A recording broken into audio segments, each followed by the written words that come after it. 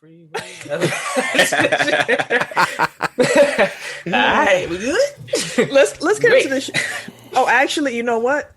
I already know how we could have started the show. What? We need to hype up what's about to happen because listen. Oh, you're talking about them too. I just want to see the footage. God damn it. The picture of you two that we use on our social media to talk about the story that's going to be told. I can't help but laugh every time I see that picture. Yeah, that picture is funny. That's why I put it where I put it. Because Tim looked like he was about to do a full. He was about to go crazy. Oh, what? Hey, this would be flash like a motherfucker out here. Oh, boy. While Eric was stretching in a way that was kind of like, yeah, I need to take care of myself right now. Like, let me stretch this out. What? Pause. But yeah, let's get into the show because we're gonna have to talk about that. So let's just do this.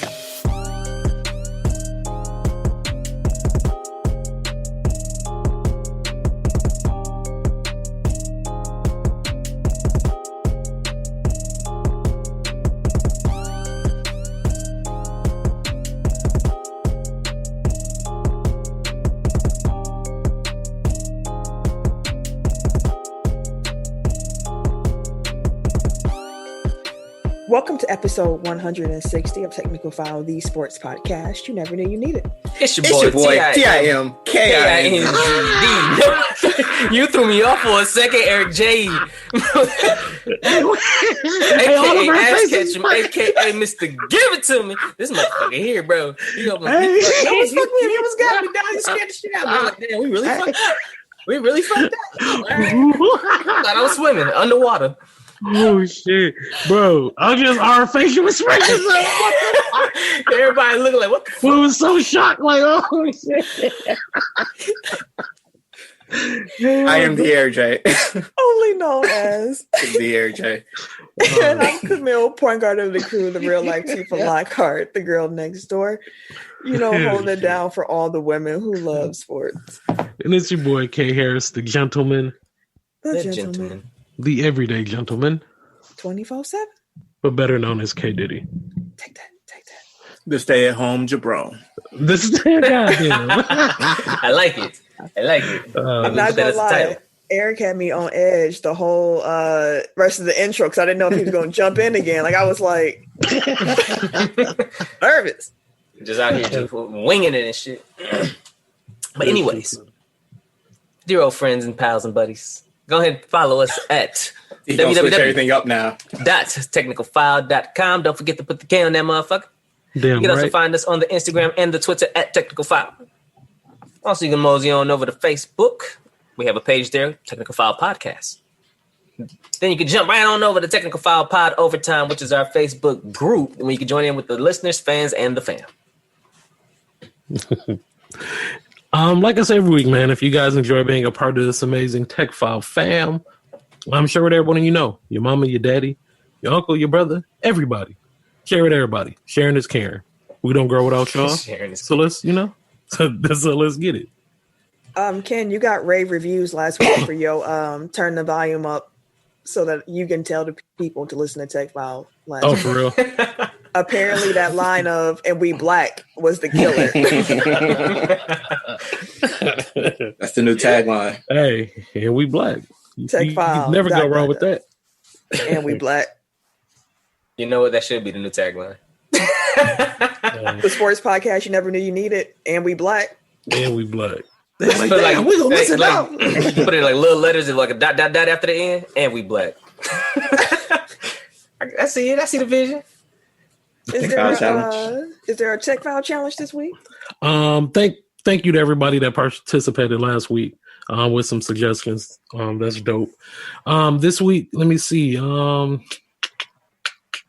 Put us on some your favorite food. OnlyFans. Favorite OnlyFans? What the fuck? No, I ain't paying for this shit. You can be filthy as fuck. I ain't gonna pay for something I can see for free. What the fuck? Jeez Louise. Y'all can send that to Eric though. He'll enjoy that. I'm good. You go peruse. But this week, put us on to your favorite food. So, Okay. if y'all some cooks, show us like a dinner plate from this week. Oh, like the favorite. What's the like best dish? Yeah, like the best dish that y'all make, or y'all played it real nice. What's your signature dishes? What's your signature dish when you gotta you gonna cook tonight and you like I'm gonna do a little razzle dazzle like I'm gonna razzle dazzle it. I ain't did it in a minute, but it'd be steak. Well, it would be filet mignon with roasted broccoli, some mashed potatoes, and whatever she want to drink. Okay. Typically, it'd be like an apple crown and cranberry though. There you go. Never go wrong with that. Something nice. Yeah, I'm a pasta wizard. I can whip up any pasta wizard. Like pasta is my joints. Like all kinds, stuffed shells, homemade spaghetti. I'll start doing like vodka sauces. I'll do whatever. I'll try any type of sauce, any kind of pasta. And I'm also very good with the baked fish. Okay. I like that because it's a blank palette. So it's like whatever you want that evening, we can do. Oh, that's right. It's a good one though. Yeah, I got nothing. You cook, bro? No, I cook. I just don't have like a go-to. Whatever I feel like eating at the time. Pause. So you don't have nothing that you just like, you know what, what can you eat over and over without getting sick of? What else? I got my beer right here. Take out challenge. Let us know what your go-to dish is. Yeah. Send those pics. Of the food. I was gonna say you left that little open-ended. But wherever you find podcasts, you can find us. That includes Apple Podcasts, Google Podcasts, SoundCloud, Stitcher, Spotify, iHeartRadio, Himalaya, like a player, Wooshka. And wherever you're listening to this episode right now, while there, make sure that you like, subscribe, rate, and review. 5 stars or better. It helps us and we appreciate it. For sure. Let's shout out the top listening cities from the last week. Number 1, we got Spring, Texas. Spring, Texas. What up? Number 1. Appreciate y'all. It was shocking. Shout out, Spring. That's Number what's 2, up. we got Milwaukee, Wisconsin. Yeah, they out the whole thing. Y'all need to be number 1. For sure. And this is another one of those weeks where 1 and 2, like it's a lot. Like 1 and 2 were dominant, and then it falls. Like Number 3, we got Crowley, Texas. Okay, Crowley's been there. I see y'all still sporting. Texas love. For sure. Number 4, we got Chicago, Illinois. Okay, Chi-Town still in there. See y'all. Number 5, we got Copers Cove, Texas. More Texas Copers Cove. That sounds like it's a beautiful place, though. Number 6, we got Detroit, Michigan. All right, Detroit. Welcome back, Detroit. It's so cold in the D. That's where you go. You don't go to Detroit basketball when you hear Detroit. I go to that song. It's so cold in the D.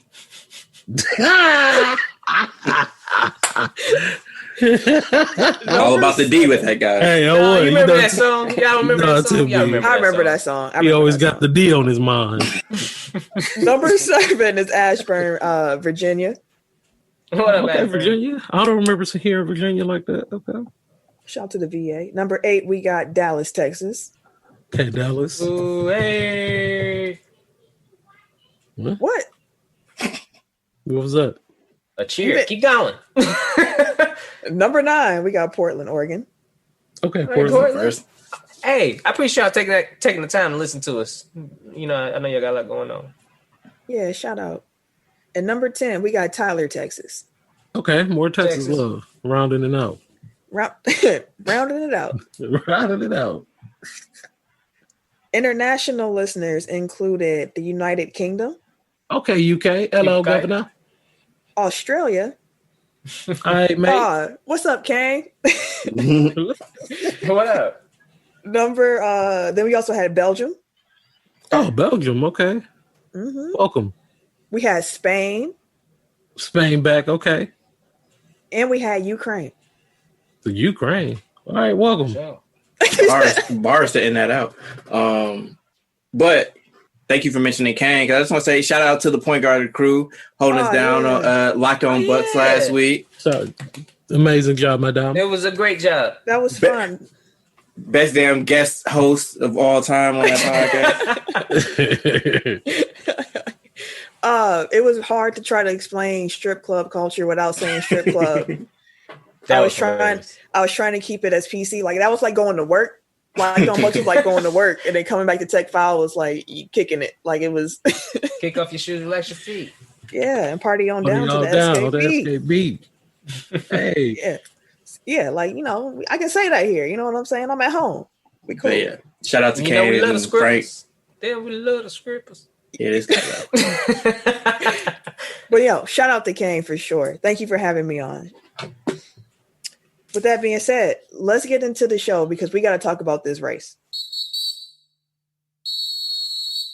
So, in case y'all don't remember, during episode 158, Eric wondered if he'd be able to beat Tim in a foot race if Tim had on flip-flops. We got on this because we was talking about Webby trying to race his kids and falling like looking like a fool with your pants on the ground.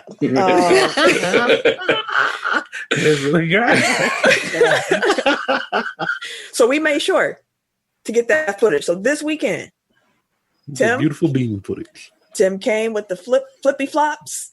He had the between the toes joints. Yeah, Yes. the between the toe joints, bro. The thong.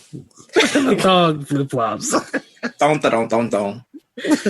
And Eric had on the sneaks, and we wanted to see if Eric could beat Tim. So Dooch and Ken, I'm gonna bring Dooch in on this because he wanted to see the footage too.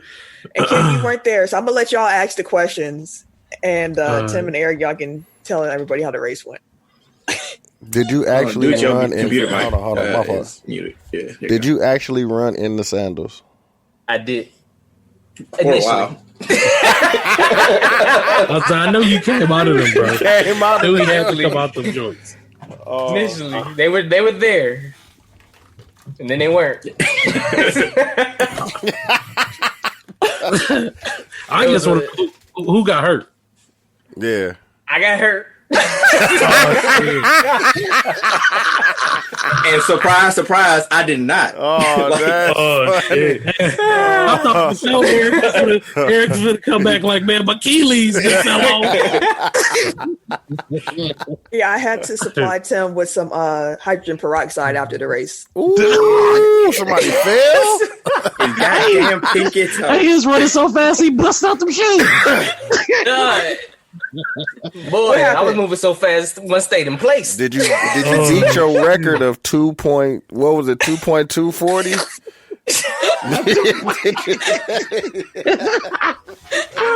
It may have been faster than that, bro. It may have been faster than that. You're the fastest man of all time. Yeah, it was fun though. It was fun. It was hilarious. How many of them did y'all do? I just did one. We just did one. Just Okay. To be exact, there was a false start. Okay. Yeah. That was my Somebody was cheating. Oh, the sandals. Yeah, somebody was moving too fast, bro. Mr. Sandals. And he jogged out. And it was too light. He did jog out the length of the race beforehand in his sandals. I was like, you were trying to warm up. I see what you was doing, fam. Like, it was just a false start. You actually That's did all. it in sandals. That's funny. I You didn't wild see for that. I swear. Like when we got there, like Tim had socks on, and then he pulled them off, and I saw the state of his feet. I was like, I don't like my chances right now. These are feet that have run barefoot before. Like I told y'all, it looked like it too from the picture, dog. That's funny, dog. You got them African feet, bro. He have a stitch of lotion on them joints. On the real. Ain't clip a toenail, nothing. No, like, it can't be soft when you about to run on gravel, fam. I was like, hey, on gravel. Like, what the fuck? Yeah, my man's asked to run in grass. I'm like, nigga, no. This nigga Tim be running on gravel roads. So Eric hit me with he was like, hey, so for this race, we running on the grass or on the concrete? Nigga, who runs in sandals in the grass? Who races in the grass? Who runs in sandals, period? Yeah. Oh, he trying to get me fucked up out here. Nah, I'm good. Oh, I'm so... Yes. Eric and Tim, can y'all tell the people what happened during the race? I just sent Tim, or I just sent Duke and Ken. I'm about to watch this while y'all explain it. I just sent them the video. So could y'all explain to the people what happened during this race? Tim, you can go ahead. So pretty much, race started off, it was a nice little stretching and shit, and there was a false start, came back to the line. We had a nice little takeoff, and one of the sandals came off. Eric was, he had a nice little stride going, I was like, oh shit, got to kick into another gear. And when I kicked into the second gear, the other sandal came off. And Eric probably had like 3-4 strides on me. And I just dug into the ground as hard as I could. And I tried to run this out. I think I caught that nigga, but it was a good race. The thing is, like, so I get out to the lead, I just hear like flip flops behind me, and then probably like 3/4 of the way through, I just see like a pair of keys come flying past my face. Like, is this nigga throwing keys at me? Like I can still hear him behind me. And I'm like, oh, I got this. So I like kind of eased up a little bit. I do think he caught up to me at the end, but like that was. It looked like he did, yeah. Now, if you didn't have the sandals on, you probably could have won, fam. Yeah. Oh no, I would have won. No, the sandals slowed you down. That was the point. Like I'm like, I got that advantage. Oh. Yeah. Now, if you look close, Tim when Tim was barefoot, he did technically win. That's what I'm saying. He came back, but it's a disqualification. But he was disqualified. Like it didn't count. He didn't have the sandals on. But like he must out of me immediately. Oh shit! Once the sandals immediately. Once the sandals came off, Tim took. He definitely did. Barefoot. Took off. Y'all was running uphill? Yes, I said we can run downhill. He said, "No, let's run uphill." Like what? Running uphill too? I was like, give him another advantage. That is funny, dog. Oh, I didn't even think about how that was an advantage for him. I said, "Okay." I was like, "All right, whatever advantage, bro." I'm Eric just nodded silently, like, "Yeah." Dang, I didn't think about that. He's like, "Nah, we can run uphill." I was like, "You know what? This nigga want another. You know what? Fuck it, fine." But yeah, you dug in with bare feet, fam, and you pulled that out, but it don't count. So and then ripped the skin off his toe. Yeah, it was gross. That sucked. It's fine now, though. Your injury's all right now. You good, man? I'm good. Appreciate you, Dr. You have to suck your foot. Oh, that's funny. That's funny. It was a good race, though. It was fun. It was funny. It was funny as hell. Now, if y'all want to see this footage. Hey, all you hear is... on the 2 feet on the ground. Hey, that's how you know the 2 feet rough as a motherfucker. Hey, that was sparking when he was running.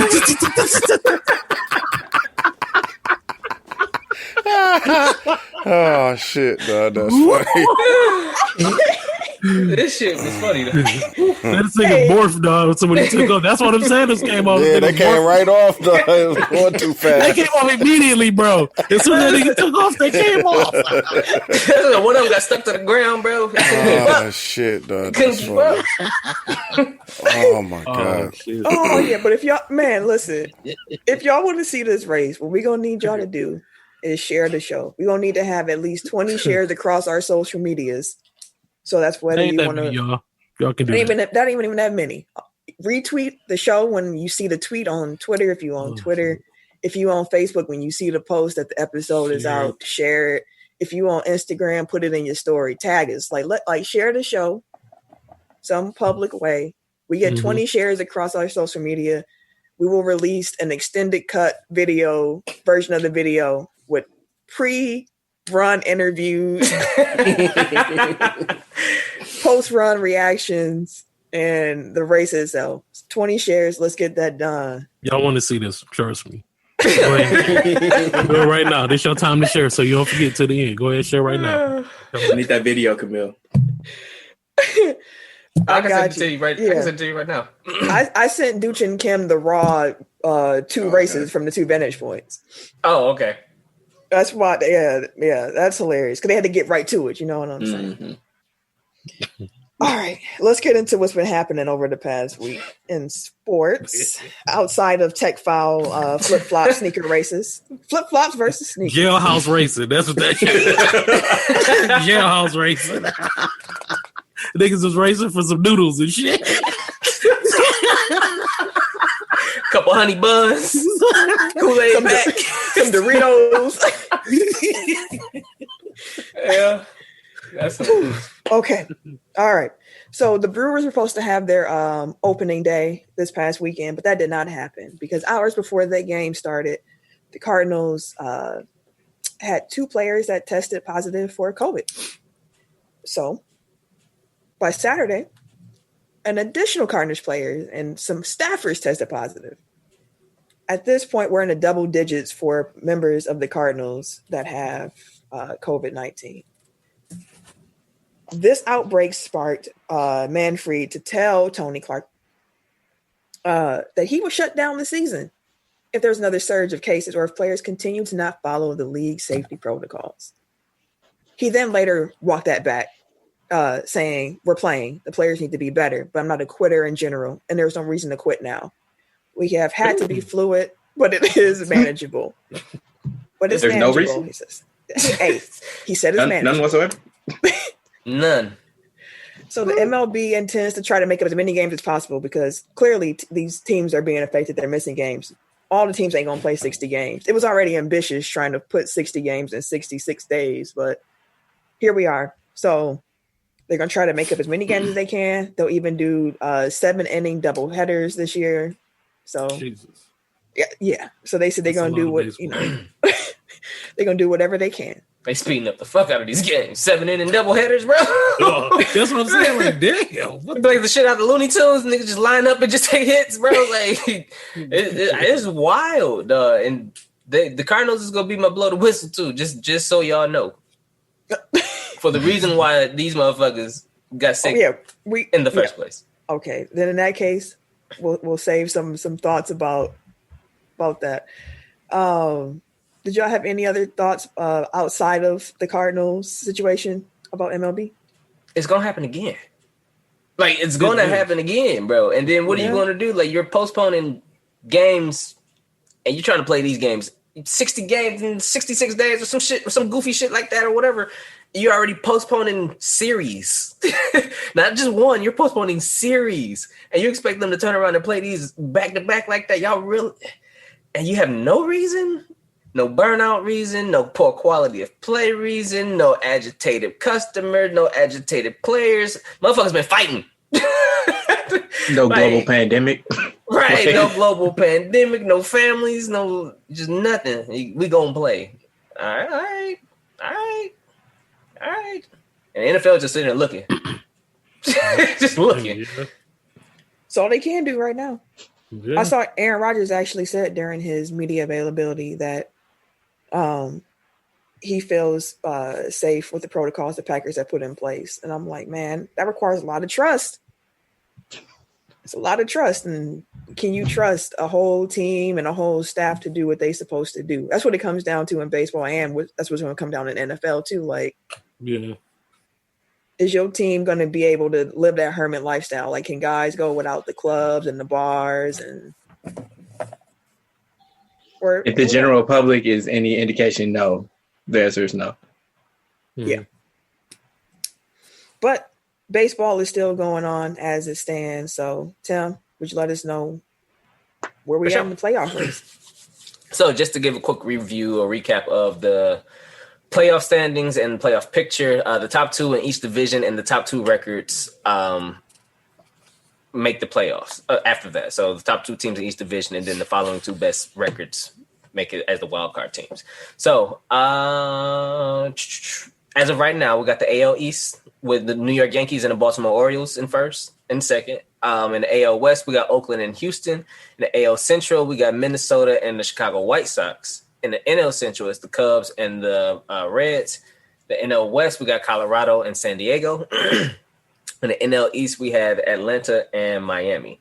Now, just a real quick, previously 5 teams from each league qualified for the playoffs in 3 divisions and 2 wild cards, just to give the total number of 10 teams.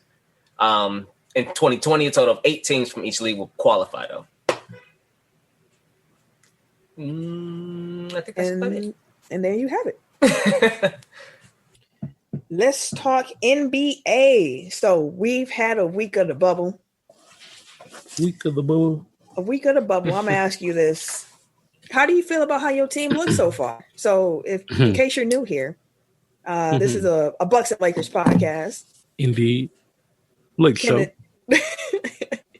So how do y'all feel about y'all teams? Since you late showing, how you feeling about your Lakers? Every day I feel better.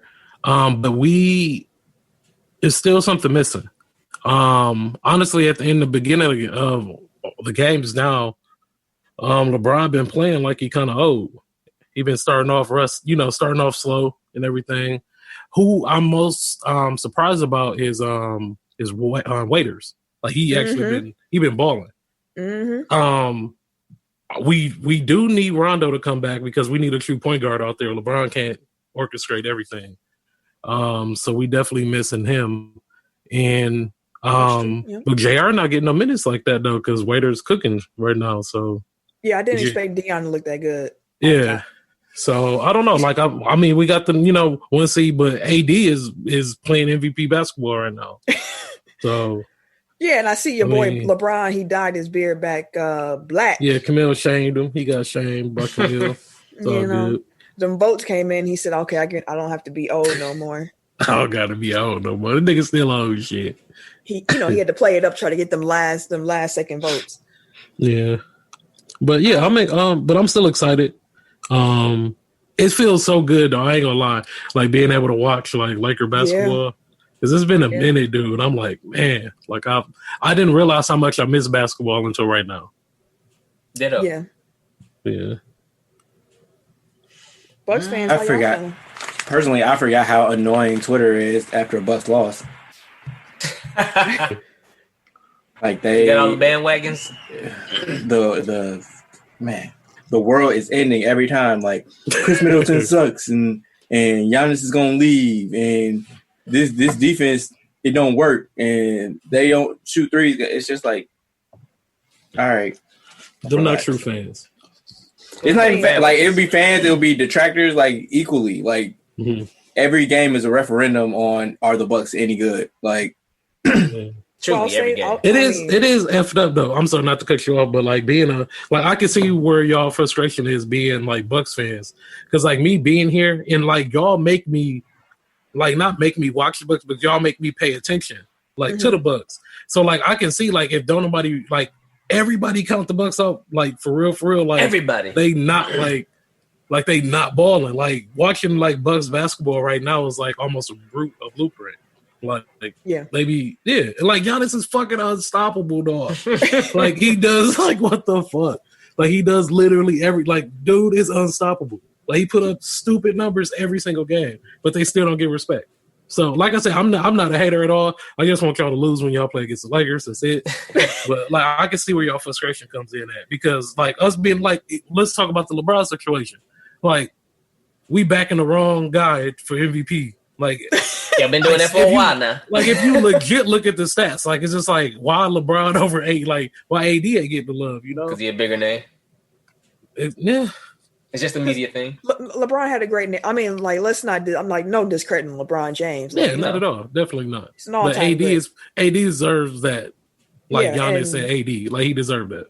In the bubble, yeah, LeBron looked a little shaky the first couple of games, but the Bucks, since they got in the bubble, even in the scrimmage games, I was just kind of like, they're really sloppy with the basketball. Like they're turning the ball over a lot, and they've been doing that since the scrimmages came back. And part of it, I was like, they haven't played together in a few months. Like that could be expected, but like I feel like they still shouldn't be doing some of the same trappings. Like it's just sloppy basketball at this moment.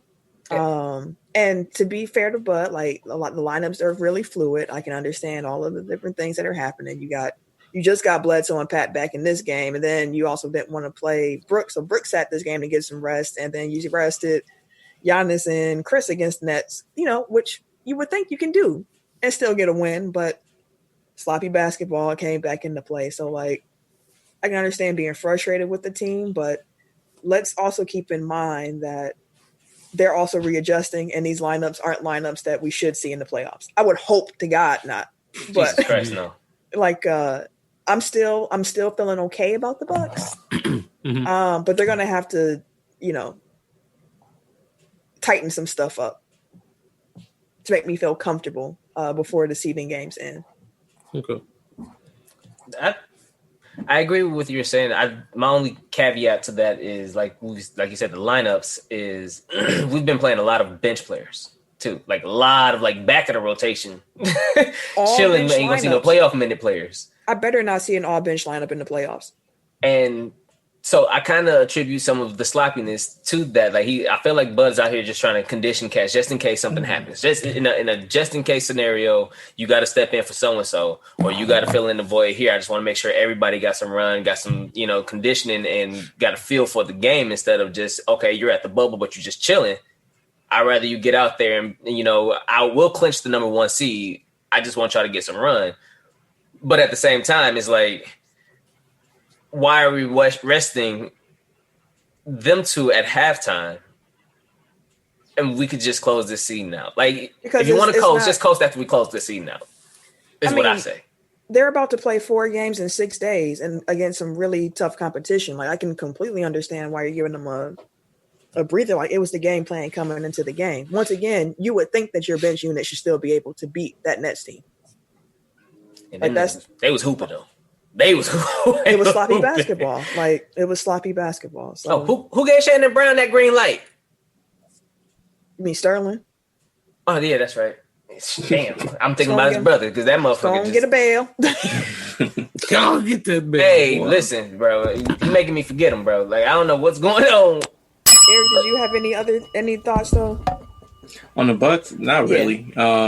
Like it's.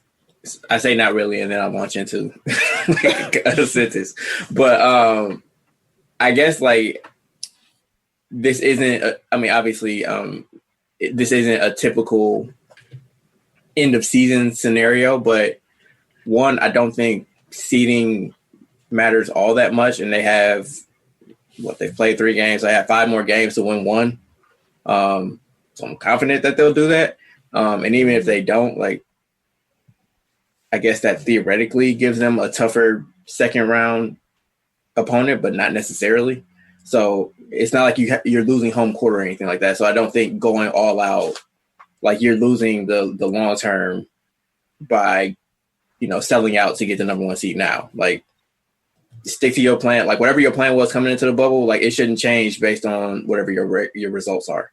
So if your plan was rest people for the next game and it looks like you're about to lose that next game, so be it. But I think the most important thing is being healthy, being conditioned, and being in sync for the second round of the playoffs. Because whoever they play first round, like, knock on wood, I don't want to jinx it, but like I think that they should be okay for first round. But it's being ready for Philly or Indy or Miami, whoever, in round 2. I can feel that. How have y'all felt about them virtual fans? I think it's been cool. Like honestly, I haven't been paying that much attention to it because the camera views are actually dope. Like I enjoy the new camera angles and stuff like that. So like it hasn't been a distraction or it hasn't been like, oh, like, it's dope to see, but I haven't really been paying attention to it like that. Virtual fans, they're inoffensive. Like, they don't really make a difference to me because, like, I feel like their sound isn't really synced with, the live gameplay. I'd imagine there's some type of lag there. So that really doesn't matter. The fake crowd noise, like, they need to modulate that a little bit. Like, you shouldn't be reacting to a made free throw in the first 3 minutes of the game like somebody just hit a game winner. Like, it's way too loud for too early in the game. Like, ramp up gradually. It's jarring, to be honest. Off top and shit. They're like, fuck it. Get a hell out winner. Dagger. The camera angles are cool. I wish they wouldn't show like that rail cam like in the half court because I can't really see what's going on. Like, use that for transition and or replays. But that's me nitpicking. Yeah, the virtual fans is. Oh, go ahead. No, I was just gonna say overall, like, I'm happy with the presentation. Like, it doesn't take anything away from the game, and it still feels like an NBA game. Yeah, I could do without the fake crowd noise, or at least tone it down some. I noticed during the Houston game that it was quieter, and I was like, this is more enjoyable for me. Like, just a little bit less on that. But the virtual fans is kind of cute sometimes. Like, Liam was at the Bucks game today, and it was like, oh, like, that's cute. But otherwise, I don't need it at all. Like, I kind of prefer how the WNBA games look, where you're literally just watching the court because everything else is darked out. Like, it's kind of cool like that. It feels like more intense a little bit, kind of like NXT. Basketball NXT, exactly. But yeah, the NBA stuff looks good. Like, that's for the casual fan though. Like, I know why they did it and it works. Like, it sounds like an NBA game if you're not super familiar with, the NBA game. So it's cool. Plus, you got the 5 minutes of fame fans too. Yeah. See a dude playing the whole guitar, like, bro, they muted you, bro. Just so you know, you ain't getting your shit off on this game, bro. Like you think you is. He was on there. He was like, yeah, like, bro. They was like, yeah, he's playing a guitar, but it was mad silent, bro. Like, we ain't finna do that. How have y'all felt about the kneeling and standing like tracker? Like, how did you feel about all the teams in their first games kneeling, and then the couple of people who were standing, like Jonathan Isaac stood, Pop stood, Becky Hammond stood. Myers Leonard stood. So, how did y'all feel about that coverage or seeing players kneeling and standing during the games? Honestly, I was kind of amazed at it initially. Kind of like, man, they really doing it. This is dope. This is dope. I like the message. I like what they're doing. They're consistently pounding the message no matter what. And I was like, this shit is really dope, dog. Like, people are gonna make their own decisions, and they're gonna do what they're gonna do, whether they're gonna nail it or gonna stand. You can't control everybody, and everybody ain't gonna rock with you. So it don't bother you, is what you're saying? For the 1, 2, 4, no. I mean, that's gonna be that's on them. That's their own decision. That's what they want to do. Whatever excuse that they done cooped up in their head. Maybe they came from a position that they ain't never had to been there. Don't mean they can't get educated, but I mean, Pop was standing, and Pop is one of the most educated people in the league. This is true. Like, go ahead. No, I was just gonna say, like, I think that it's important. It was important for him to stand because it's like this should still be a choice. Like, it should exactly. Like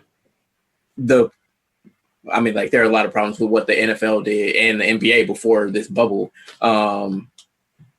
where it was like if you make it compulsory to do some type of action one way or the other, like if you make it like everybody has to stand or everybody has to kneel, like you take away freedom of choice, which like people don't get to actually express like their feelings about whatever it is. Like, but if you give people the freedom to do whatever the hell they want, like I think that should be the goal. You know what I mean? Like, I don't think that Myers Leonard should be looked at weird because he stood up when the flag and the national anthem means something different to him. Like, that's all we've been saying this entire time. Like, it doesn't mean that I disrespect me being a black man, like kneeling. Like, I don't intend for that to be a disrespectful sign to people that like hold the flag and the national anthem to be the sacred thing.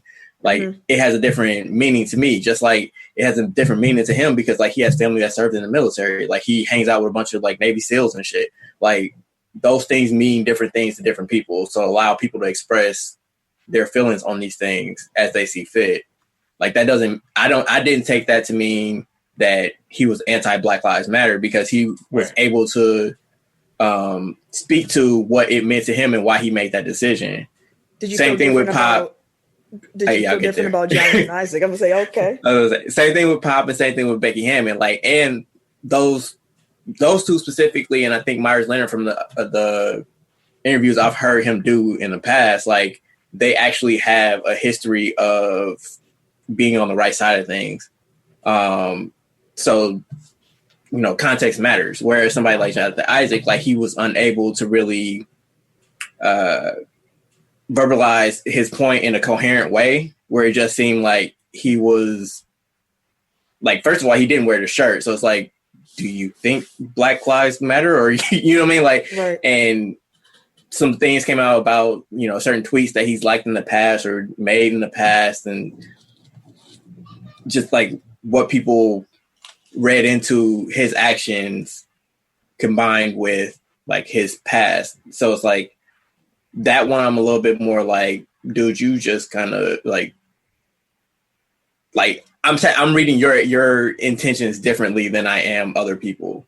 I felt, but it's still his choice to do whatever he wants. But when you decide to take that action, like you need to be able to speak to it more clearly. I agree. That's pretty much how I felt too, where it was more of a thing like your standing or kneeling doesn't mean as much to me as what actions you have put behind it off the court. Where do you really stand at? It's the same thing with like the posting the black square and then what Brett Favre did and then going to golf with Donald Trump. Like it's not in alignment, and I just need things to be in alignment. If you can understand the movement and you're down with the movement, but in your heart you don't want to kneel, then don't kneel. Just put the work in. Put the work in. More. Y'all want to talk about TJ Warren or y'all want to talk about Zion and them Pelicans? Man, what the? Because TJ Warren has been a surprise. Yeah, he been cooking. Who been He been cooking. Shit, they won today. I told y'all the stats earlier. I was just looking at the mugs. So shit, we might as well just go on to TJ Warren. Well, you own it, so go ahead.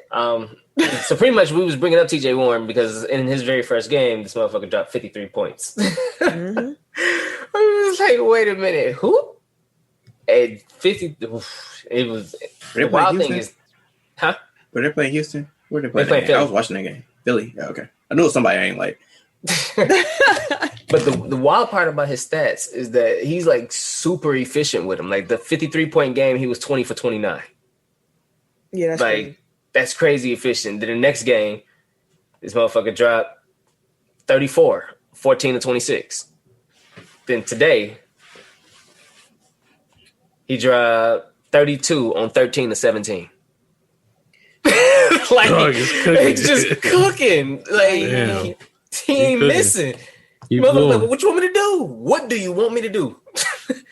Before we move on, though, I want to ask one Zion question to y'all because the Pelicans were posting the picture of him working out. He looked like a lean, mean fighting machine. Like he had been really working, and it was from like the chest up. And seeing him back on the court, I was like, he looks a little. It looks like he's on a little weight. Like he don't look like the pictures. Like it don't like the pictures to me. Like I don't know what's happening. I don't know if something happened when he left the bubble, but like he does not look like he is in shape to be playing basketball right now. Like he is just a hair slow. He's a little bit more clumsy. Like he's still getting buckets every so often. He's not efficiently, but like he just looks off to me a little bit. And I was wondering if y'all noticed that too. Yeah, he looks really out of shape. And I'm curious as to know why they're still, because everybody had this month off, right? These months off and things like that. And they've had the time for him to come. Well, no, he was gone from the bubble. I forgot. He left the bubble for a minute. Yeah, that's what I just said, fam. Yeah. Y'all know to be listening. No, I do think that him leaving the bubble has probably contributed to it. Like it seems like he's one of those people that is always going to have an issue. Like he's always going to be on that line of either like just in shape or like, you know, 2 Twinkies away from being out of shape. So I'm not even saying that to fat shame. Like, it's just some people, like, they have a hard time like maintaining their weight. Like, so like they have to be strictly on like their diet and exercise regimen. Like him leaving the bubble, like I don't know what the family issue was, but I would imagine like if it was serious enough for him to leave the bubble, it was probably serious enough to take him out of like his routine as far as like diet and exercise. So I wouldn't be surprised. Like even his arms look a little like less defined. Like, so from the chest up, like you could see like he had super definition in his arms, like his face was thinner and like now he's a little bit chunkier. So I'm assuming like it's just he was in shape, left the bubble, and like stuff kind of fell apart. Yeah. I hope he just stays healthy throughout the rest of this. We'll talk about injuries later, but it's been some sad injuries. Eric wanted to play a game on this week's show with Tim and Ken in particular. So I'm going to let Eric take it from here. Yeah, so he played for. Yeah, way to bury the lead. Jump the gun there. Right. Yeah, so like Ken blurted out, we're gonna play who we play for. Bubble edition. So it's been, you know, we've had 4 months off.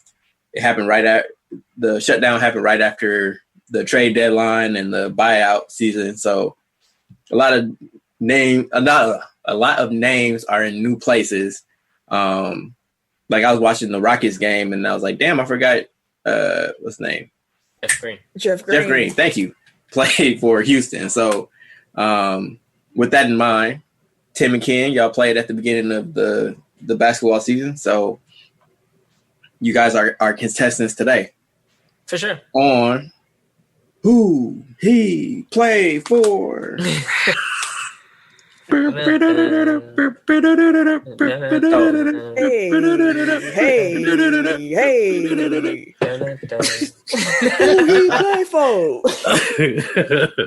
So it seems like we have good connection speed. So we'll just do this lightning round. Like whoever gets it first gets the point. For sure. All right. So y'all ready? Mm-hmm. Indeed. All right. First up, former Buck Tyler Zeller. Oh shit! Hell. Oh, no. Phoenix.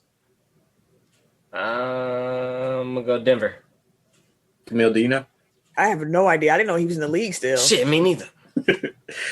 He plays for San Antonio Spurs. Oh, they had no clue. Probably filling in for Aldridge. They probably no picked him clue. up. Yeah, he was signed as a replacement for Aldridge. Second up, we have another former Buck, Jabari Parker. Oh, I know this. Sacramento. No, wait. Yeah, Sacramento. Yeah, Sacramento. He was in Atlanta. Then he got traded. Yeah. Tim gets the point. All right. So we go from a former Buck to a former Laker. Troy Daniels. Washington. Oh, Troy. He played for Washington. Yeah, just gonna say whatever Tim says. No, I don't know what nigga play. Troy Daniels is a Denver Nugget. Oh, okay. Good for you, nigga. I'm thinking Troy Brown. Good for you, nigga. They ain't no Laker no more. I'm making no damn. All right. He got injured, but he's still on a bubble team. So Justice Winslow. Justice Winslow. Miami? That's where he was. Oh, sure. At least I knew that. Tim? Oh, he was in. Oh, he got traded. You know it. He does. There you go. Tim gets the point. That's why you said it. I thought you said the M team too, because he ended up in Memphis. All right. Michael Kidd Gilchrist. Oh, I just saw, dude. I swear I just seen it too. Utah. Is it Utah? No. Damn, I just seen him. Who was it again? Michael Kidd Gilchrist. I swear I just seen him. I'm going to say Utah. I'll go. I feel like he in the East. But shit. I just seen it too. I can't Portland. remember. I feel like he in the East Portland. Really? He's a Dallas Maverick. I was on the west side. I feel like he in the East. It did just say Portland. This nigga here. All right. Next up, we have Shabazz Napier. Oh shit! Hell. Shit, I'm doing horrible today because I don't know where. You saying some names I didn't know were actually still hooping. I feel like he played for Phoenix. Yeah, that's a good guess, but I ain't gonna say Phoenix. Shit. Miami. Washington Wizards. Okay. They got such a ragtag group. Yeah. All right. So, in the interest of time, we're just gonna make this last one worth 3 points. So, Ken, if you get this, you beat Tim because he got 2. All right, let's go. Again, fastest one to say it. The next contestant is Trey Burke. Utah. No, Dallas. Where's Trey Burke play for? Tim gets the point. Okay. That's all I know. I was saying I lost his shit off game 1. He had like 28 points. You could have play him game 2. I forgot. That motherfucker was hooping game 1. Yeah, he had like 5 threes or something like that. This nigga Ken in the corner dejected. I did horrible. Jesus Christ. I was thinking, damn, he probably did get his shit off that game, didn't he? Mm-hmm. All right. Yeah. So Tim is our winner. Congratulations. He might have won in the fall too. Congratulations. What's your hat confetti? I pop it. Gambling. Actually, you know what? For you. I have one last one. Ken, you can just tie. Okay. Bet. The first one to tell me which Morris twin plays for the Clippers. Marcus. Yep, Tim got it. Damn. Tim been studying, fam. I've been watching. Plus, I picked that motherfucking FanDuel. He ain't do shit. I told you, gambling paying off. I was like, damn, dog, y'all gonna play him? Gambling paying off. So, players of the Pac-12, they are actually threatening to opt out of camp and game participation. So, they will boycott due to COVID-19 and other serious concerns unless the conference can guarantee them in writing some of their demands to protect and benefit both them and walk-on athletes. What they gonna do, cuz? What you mean what they gonna do? Like what they gonna do, cuz? Are you asking what we think the Pac-12 will do? Yeah. I mean, listen, they make a lot of money off these football players. They already are forcing this in the first place for the money. I would think that they would be more willing to come to the table and negotiate some things with these players, given that, you know, they're the only party to stand to make actual money in this case. The players are just playing for their own, you know, personal edification and trying to make the league if they can, but none of that's guaranteed. Like, making the league's not guaranteed. Right. I mean, you get your little stipends and stuff, but we what we talking about. Like, they make a lot of money off them. I mean, to be honest, like, the players are the ones in the most danger. Like, it's easy for administrators to be like, oh, you guys go out and play. It's a little bit easier for coaches who are getting paid to do this to be like, okay, well, I'm willing to risk it for, you know, my literal income. Whereas the players get none of the revenue that they generate, and they're the ones putting their bodies on the line, even to play the sport. And then on top of that, like, they're putting their health at risk, living on campus and playing football during COVID. So, a whole pandemic. That first demand, though, they not you fucking with their money. So some of the demands that the players want, they want to distribute 50% of each sport's total conference revenue evenly among athletes in their respective sports. They not going for that. I wish they would, but they not going for that. They want 6-year. They want 6-year athletic scholarships to foster undergrad degree completion. I think that's fair. Yeah, that's fine. Athletes they're expected to take on a normal course load while also being a quote unquote student athlete, but they really are ran like professional athletes especially D1 colleges. Like they got to wake up for early workouts. They got to go to the workout room. Then they got to go to class like a normal student, but then they got to go back to like it's the schedule is just different. Like I can see why they need them extra years, because going as a regular college student, I needed extra time to graduate. Like and 4 years is a joke. Like Myron Rowe, who get what was that? That one degree he had got. I don't know. But I mean, like, keep in mind that a normal college student, like, there are people that are able to take on like the extra workload and do like graduate level, but like those are the outliers, like the Myron Rowes of the world. But like a normal college student, a normal college athlete, like they're gonna get pushed to majors that are less demanding because like they need to focus all their time and energy on their sport.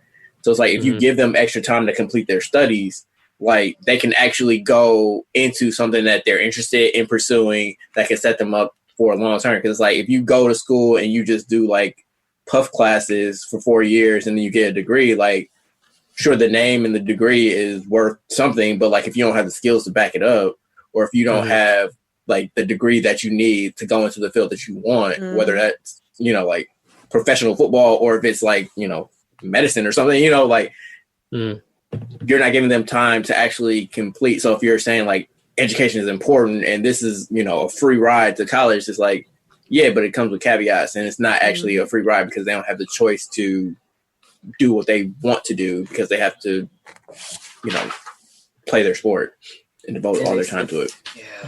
Yeah. Just to double back real quick, Myron Rowe is a neurosurgeon. He used to play for Florida State. He was a safety, and then he ended up graduating from Harvard, and he retired from the NFL when he had got his degree because he got announced for some. I forgot the fucking degree, bro. But yeah, he's a neurosurgeon now. He was a Rhodes Scholar. Yeah, that's what it was. And he recently placed in, I don't remember what hospital it was, but yeah. That's what's up. So yeah, the players got a whole bunch of demands. Y'all can check out the piece that they have with the Players Tribune for the full list. But man, I hope they get something because playing in the pandemic is not going to be an easy task. And one could even ask if it's a moral task for college athletes. So, and the NFL though, they're still trying to even figure out, is it practical and like, can they actually have players wearing a mask on the field somehow, some way, some shape, some form? Tim was shaking his head like, nah, fam. So we talked about it a couple weeks ago. They had developed like this big face mask thing to like, you know, shield the player's face. They look cool, but and breathe in this fucking thing. They've been actually sending those helmets out to all the NFL teams and college teams have them, which Tim referred to with that video. There was a player who had the helmet on and it was just steaming up. Like it don't look practical at all. And all I could say was, I get why JJ Watt said I would never wear that. But they're trying to figure it out. I was like, can't they put like a little mesh filter? Like poke some, like give it some holes for some ventilation, and then put like a mesh filter in front of it as a filter. But then droplets can still get off his mesh. Yeah, but I mean, it won't steam up as much. But it defeats the purpose. Right. I know. That's why I was trying to figure it out, bro. I was like, damn, maybe the mesh filter is going to help filter the air that's coming through still. Like, it still will be filtered as opposed to like the N95 types. And I mean, I guess like this is probably, it sucks for hot weather months, but like they'll wear like those, like the neck.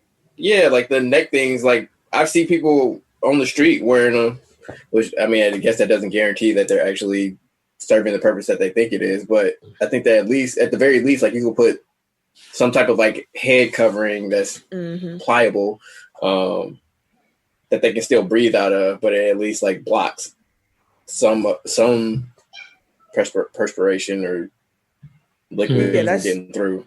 That's actually one thing that they actually said they've been looking at too, is trying to develop those neck pull-up thingamajigs for that purpose. Thingamajigs. They said that just have them playing a ski mask. Because, I mean, like you said, they already wear them in the cold games, but they're more concerned about how they could pull that off during the hot weather months because you're liable to pass out Hell yeah. Or something like that, playing football. But yeah. What I'm hearing is football is impractical in the age of COVID. I mean, that's what I'm hearing. Yeah. Like baseball has its challenges, but that sport is not as close to close physical contact as football is when you're tackling people and huddled up. And yeah, I mean, if you're playing baseball the correct way, like you're never touching another person. Yeah. Outside of a tag, but still.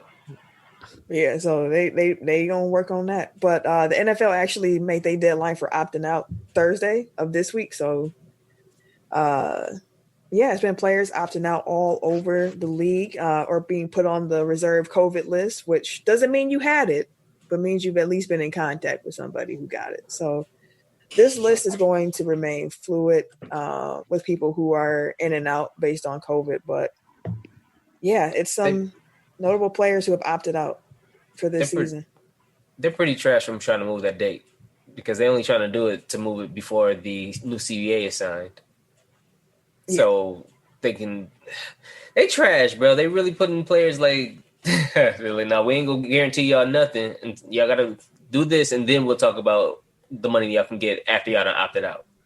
Because right now, I think once they opt out, they're not getting paid for this year. They don't end their contract, but they're not getting paid for this season. No, if you opt out if you're not a high risk player, you get the $150,000. But the thing with that $150,000 is, if I read it correctly, it's really a cash advance on your salary for the next season. So it's not. So you're not getting paid for this season. You're getting paid, but you're borrowing from yourself. Like it's not new money. It's not like additional money. Like it's. So then, like they basically like pause your contract, give you the advance for when it resumes next season. Mm-hmm. That's how it seems. Yeah. Okay. So that's a little weird, but yeah. One opt out though I do want to talk about though, don't have nothing to do with the NBA or the NFL. It has to do with the MLB. Wait, I have one NFL opt out. Oh, go ahead. Well, not opt out, but he was on the COVID list. Was Gardner Minshew, the quarterback for Jacksonville. Yeah, so he got activated, I think, today off of the list. So he said, Stafford did too. Oh, Matthew Stafford. Mm-hmm. Yeah, they quoted him as saying, "COVID took one look at me and ran the other way." Like, hell no. The legend continues. Yeah, pretty much. But baseball, Tim, I know you wanted to talk about this one in particular, so I'm gonna let you handle it. Sure. Brewers outfielder.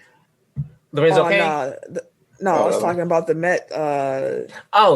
Cespedes. You wanted to tell this story so bad. It was just a wild story to me that when it came out. So initially there was reports, like there was a Mets game going on, and there was reports that the Mets couldn't get in touch with Yoenis Cespedes. Like they was like, "Oh, bro, like we don't know where he is. We've called him. We're trying to get in touch with him. We have absolutely no idea where he is."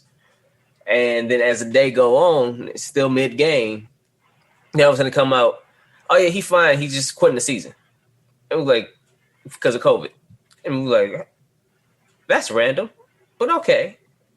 So then the story that the Mets brought out was when Yoenis Cespedes didn't show up today, the Mets sent security to his room. They found it empty. He had taken his belongings, just up and left, and through his agent informed the team mid-game that he was opting out, according to Mets GM Brody Van Wagner. Kind of like it was just the anniversary, huh? Vontae Davis. Motherfucking pictures started popping up with this nigga in the mall. He was cheesing and shit, kicking it. I'm like, damn, you ain't know you. He said he got to go right now. Hey, I hear you. I understand. Like at one point, he probably was like, "You know what? Fuck this shit. This ain't worth it." I'm out, bro. I just thought it was the wildest damn story because I was like, at first it went from APB to, "Oh, this motherfucker fine. He just quit, bro." I thought that was hilarious. And yeah, as Eric mentioned too, Lorenzo Kane of the Brewers, he opted out over the weekend. So yeah. Transactions. Tim, you want to run through the transactions and personnel and injury news? What's been going on? For sure. So, NFL Carolina released veteran kicker Graham Gano. Gano was guaranteed $2.75 million this season. And Carolina also has kicker Joey Sly on their roster. So Graham been there for a while too, and he was a good kicker from what I remember. Also, running back Jeremy Hill announced on Twitter that he has signed with LV. Las Vegas, fam.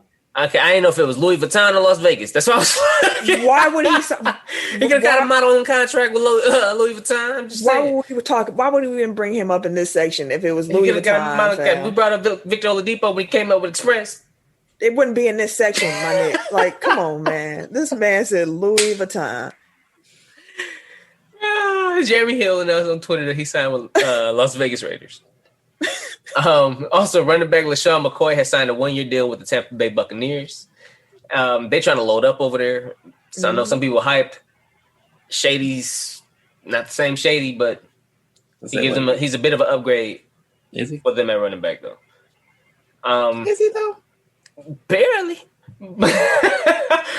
But this reminds me of like when people said the Warriors were cheating when they signed Boogie Cousins. Like it's the name, but it ain't the same. It ain't the same. It ain't the same guy as y'all remember. He ain't no lead back no more. Nah. He just there to pitch in. He's still shifty as fuck though. He just there to pitch in. San Francisco also agreed to an incentive-laden deal with tight end Jordan Reed. So if y'all remember, he used to play for the Washington football team. Cold as crap when he was in the games, but usually he's out because he had concussion issues. So pretty much their contract is like, hey, as long as you playing, you get this money. So if he's on the field, him and George Kittle, gross, bro. Absolutely I still disgusting. want to call that man Greg every time. Also for this motherfucker here. Okay, yes, sir. So the NFL Big Chest Brown. the NFL suspended Big Chest for 8 games, right, for multiple violations. For those who don't know, Antonio Brown, for multiple league violations for personal conduct policies. So the suspension takes effect in week 1, regardless of whether he is signed before the start of the regular season. Per Antonio Brown, I look forward to new beginnings. I want to be the best version of myself on and off the field, and I will do my best to be a great teammate. I appreciate the NFL giving me the opportunity to continue to work on myself and improve. I am thankful and grateful for the opportunity to play a game that I truly love, and I look forward to joining a new team soon. Thank you to my family and all those that have supported me. I will show the fans my appreciation for the second chance by having the best season of my career. Hashtag AB 2.0. Hashtag Himothy. Big cat. You wrote this shit too? What the fuck was Himothy? I don't know what that means, but that's what he put in his statement. Tim ghostwriting for Big Chest. Right. For Big Something Chest. ain't right. Ain't right. But like, didn't he just say like 2 weeks ago that he was retired? Like reiterated that he's retired. Yeah, he just retired. That's why we talked about him too. Like. Right after that, he said the NFL need to hurry up and figure out what they're doing with my stuff so I can go ahead and do this. I'm listen. I know that the Seahawks want him. Let me rewind that. Russell wants him, so therefore the Seahawks are willing to take a look. Russ also wants Josh Gordon back. Russ just want to win. Russ is like, give me weapons, my guy. Yeah, give me what I need. I don't give a fuck. They're dysfunctional or not. Put them on the field. They cold. Bring them Russ back. Probably like, I'll watch him. I'll watch him. No, I don't know if he won't that. You don't think he won't? And you know what? I'm not even going to say that. I'm not going to disparage that man's name. Never mind. I'm going to just... Maybe he needs a bunkmate for the season. A what? Like a bunkmate for the season. Just, somebody to kind of hold him down. A butt wink? I said bunkmate. What the fuck? Oh, I thought you said butt wink. I swear, I thought I heard... This was like, what? Butt mink. I was like, what's a butt mink? Bunkmate. Oh, I heard butt B. Yo, wow. Yeah, we all heard butt, fam. Why? I don't know why. You said butt. Because you said butt. I said butt. You said butt. If all of us say you said butt, you said butt. Nigga. You gonna tell us. Somebody said a butt. You heard because y'all wild. Y'all thinking about butt. People gonna rewind 30 seconds, like, yeah, that nigga said butt. I got a bit more sense than that. But no, the rumor is the Packers want him too. Who, Antonio? Go Tim just started that rumor. Hey, listen, I ain't do it. He just started the rumor. I'm just saying, Technical Foul podcast. I'm just saying, what's the word? Like, no, a lot of Packers fans said that they wouldn't, like, if there was interest, that they wouldn't want him. Bro, stop it. You know damn well he ain't Shit, I'll take his crazy ass. You know damn well they ain't finna tolerate that in Green Bay, dog. At all. He don't want to come up here, fam. Hell no, bro. In this quarantine, like, he ain't trying to get stuck in Green Bay. I mean, I guess if you were going to be quarantined in the city that you in, don't matter. You're going to be in the house anyways. Maybe if you do live in Green Bay, you ain't got no temptation to go. No, maybe Green Bay will do well this year. He wants the temptation. That's the problem. Yeah, he do. He want to fight it and shit. Yeah, that's what I'm saying. Like the fight temptation. Tell me why I'm not supposed to be. I win. I beat it. No, sir, you won't. Anyways, MLB, Los Angeles Dodgers pitcher Joe Kelly suspended 8 games for throwing at Astros players. He was really trying to fuck them up. Like I said, they was actually out here boxing, bro. Like, they was fighting. It's a shame, fam. Like, I don't care if you mad at them for the cheating and all that shit, but throwing a 90-mile-per-hour fastball at somebody's head is never okay. Mm-mm. Facts. NBA assault on the street. This is true. That's why sight. It was hands. NBA rumor: former New York Knicks coach Mike Woodson is expected to join the Knicks organization in some capacity per The Athletic. Woodson led the Knicks to a 54-28 record in 2012 and 28-13, which marks their most recent playoff appearance and highest win total since 1996-97. Gross. That was the Murray squad, right? What? Murray was on that squad, right? The 2012-13 Knicks. I don't know. That was the only year that they were good. Like, I know Melo was cooking. I don't think so, because I think Melo played the 4 that year. I think Amari was hurt. If he was still on the team at that point. That was the one with Jake Kidd. But circling back to the Astros, like, they have been garbage. Like, yeah. And everybody like, yeah, it's a little bit different when you don't know what pitch is coming. All three of them, George Springer, Jose Altuve, and Correa. Oh, Correa. George Brennan. Oh, I thought it was Correa. Oh, Alex Correa. That is the other one. Them motherfuckers all hitting one something. Yeah, Yelich slumping too. Yelich batting 1,000 at home. He is. He's been 1,000 at home. Well, they only played today, right? I'm just saying, he batting 1,000 at home. This man here. It rolls his shit up. You know what? Take your wins where you can get it. Hey, right. You ain't wrong. But no, a lot of people are like, hey, pitches hit different when you ain't got a trash can to bang on, don't it? Like, damn, bro. Like, I was like, that joke just got said. Hey, I'm just saying, bro. Hey, keep it rolling, man. It was trash. Hey, I seen it on Twitter. It ain't mine. I ain't taking responsibility for that one. Hey, dude, put in that sound effect. What did we do for Tim? What did he lose his Sonic rings? Yeah, that man lost some Sonic rings on that one. The delivery was off. That joke was trash. Yeah, I seen it on Twitter though. I find it somehow. Eric had already said it, and we already laughed, fam. Like, it wasn't funny the second time. Oh shit! You don't know what's happening right now. Why you lie so little?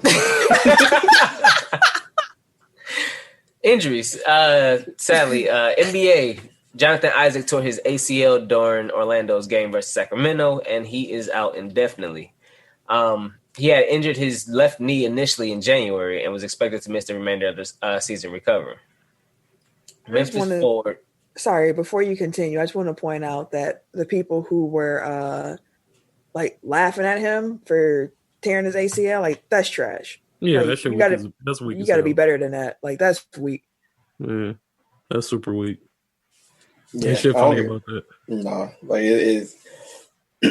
I can disagree with his politics and his stance on certain issues all I want, but like, I'm not gonna wish injury, like especially for somebody whose body is literally like their livelihood. Like, like did I want to see him get embarrassed and get dunked on? Sure, but I don't want injury like that's. Yeah, that's harmless fun getting dunked on. Right. We don't want to see ACLs getting torn. Like, don't be like that's trash, y'all. Don't do that. Y'all was also being trash when Herman Cain died. Yeah. Memphis forward Jaren Jackson Jr. tore his meniscus and will miss the remainder of the season. That happened today. That happened today. Mm-hmm. That sucks. The bubble is going like completely wrong for Memphis. Like they've lost all their games. Like they don't look good, and now Triple J is hurt. Like protect Ja. Yeah. You gotta protect them at all costs. But they still have their lead, so even if they get to the play-in, like they still have a chance. What I'm wondering now, to be honest with you, given the fact that the Suns have not lost in the bubble, so I hope we don't. I don't know if I'm jinxing you, Phoenix, but as of this recording, they have not lost in the bubble, and I didn't really think they had too much of a shot to force a play-in. But then I looked at the standings, and I was like, they moving. It's possible. It's possible. Like right now, like Portland's in the 9 seed, but like Portland is 30 and 38. Meanwhile, the Suns are 29 and 39. Like it's possible. Mm-hmm. Yeah. And with the way Memphis is losing, like both of those teams could move up into 8 and 9. Like, like Memphis could fall all the way out. So That'd this is I'll be very interested when we come back next week where they stand because. Yeah. I do see why people have been saying that Portland is dangerous, though. Like, them being fully healthy is like, especially if they would have had Ariza, like, that's the one thing that they're light on wings, like, and I think that will end up being like their Achilles heel. But having both their bigs back, having Dame and CJ healthy, Gary Trent Jr. is going the fuck off. Dog, he clowning, bro, on defense and offense. Like, he clowning. I hope he clown tonight. I need to get a block, brother. I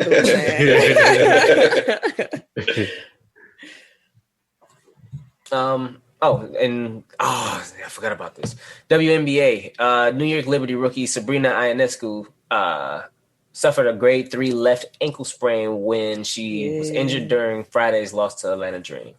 A grade 3 sprain is a full tear of the ankle ligament and usually requires months to fully heal. For now, Ionescu will work to decrease swelling and increase range of motion over the next few days. Damn. I saw when she turned her ankle, and it was gross. I really hope for a speedy recovery. It seems like her rookie season it could be over. But I just hope for speedy healing for her, for sure. Because she was starting to pick it up a little bit. One thing, piggybacking off of that, like one, I hope she gets healthy. I hope she can return before the wobble is over. But one thing that's come up is like I think Sue Bird and Diana Taurasi were on. I don't know if it was a podcast or a live stream or what, but they were talking about like how they just go at rookies, like, and it kind of created like a whole conversation, or I don't know if it created the conversation, but it's been a conversation all week about like how vets just like attack rookies relentlessly. And it's just funny because they're like, you know, like if you make it through a year, then we give you a little bit more respect, but like we go out of our way to just like this shit ain't sweet, like essentially. I think it was Sue Bird that was like, yeah, you know, I'll give them their props. Like, oh, yeah, you had a great senior year, but I'm about to bust your ass. It's a rite of passage. Right. We've all been there, but you're about to get this work. And I'll listen to like the intro to every episode of Knuckleheads because I just love hearing like the random names of people because like they always ask like, who's the first person to bust your ass when you got to the league? And it's all like, it's fun seeing like it's just fun seeing like the different people. It's like, man, you like one of the greatest of all time, but like Nick Van Exel bust your ass, like you know, like so that's always fun. Let's go to the radio, shall we? Ken, Mm-hmm. If the people are new here, would you explain to them what the radio segment is, please? So this is our radio segment. We play a song that is sport adjacent, either written, composed, produced, performed by someone in the sports realm. Mm-hmm. Tim is our DJ. DJ, give it to me. Give it to me. This is our backstage production meeting. Perfect. Nigga, nailed it. Good stuff. Hey, it's 2 weeks in a row. Go back, roll the footage. This week's song is C Webb featuring Kurupt. Gangsta Gangsta. Should be some Detroit shit. I'm ain't nothing gangster I'll about start Chris before the Webber. music starts. You said what? I'll go before the music starts. All right. Ken, would you count us down to the radio, please? Gladly. 5, 4, 3, 2. WTECK Radio 69.9 FM, where 69 is fine. WTECK Radio 69.9 with 69 is fine. It's your DJ, give it to me. We got C Webb featuring Kurupt, Gangsta Gangsta. You bastards. This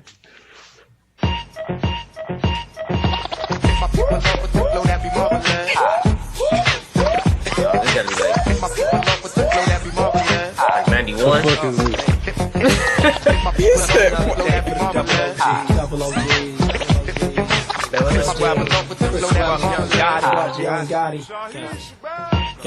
Gangsta, gangsta, tell me how you do it. It seems so simple, like there was nothing to it. Gee, you know it's hard being me, being an executive and still DP. Still keep it burning, let the flame burn.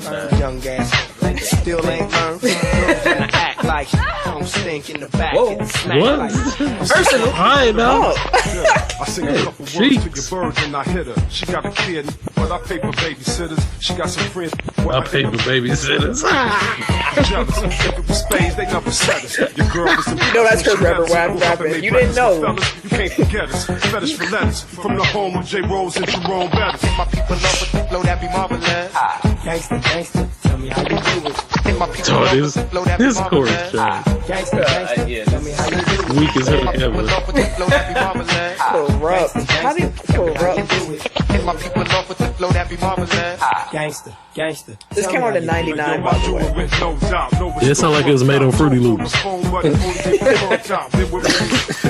heard some fire from Fruity Loops.